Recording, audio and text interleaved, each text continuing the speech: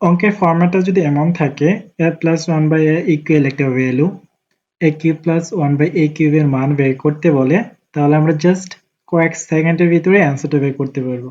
কি করব আমরা?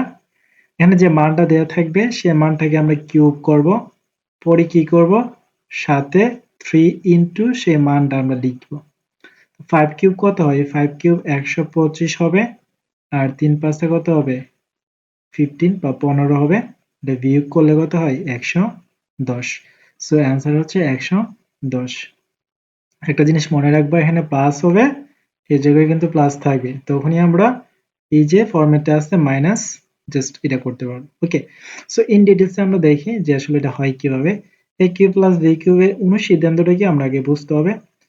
নরমালি আমরা যদি a কিউব প্লাস b কিউবের অনুসিদ্ধান্ত বলি, অনুসিদ্ধান্তটা হচ্ছে a plus b whole cube minus 3ab into a plus b। b বলতে 1/a। এখানে দেখো তাইলে এই যে এটার মান কত দেয়া আছে? 5 দেয়া আছে। সো আমরা কি লিখতে পারি? 5 কিউব মাইনাস এটা তো কাটা যায় 3 ইনটু 5। তাহলে কি হইতাছে? এই যে মানটা কিউব 3 ইনটু 5, তাহলে 125 আর 15 বাদ দিলে 110। তো এই ক্ষেত্রে আরেকটা শর্টকাট নিয়ম আমি বলতে পারি, তোমাদেরকে সহজ করে দেই।